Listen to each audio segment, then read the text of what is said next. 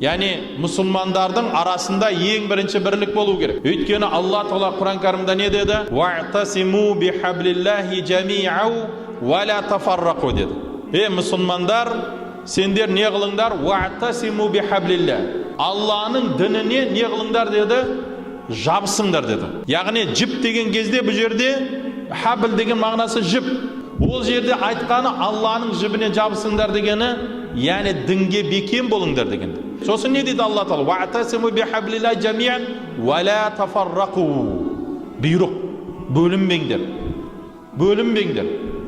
Нелерге, мына мысал топтарға, әр түрлі болған аузубилля адасып кеткен жамағаттарға бармаңдар, бөлінбеңдер. Барлықтарың не болыңдар? Бір жамағат болыңдар.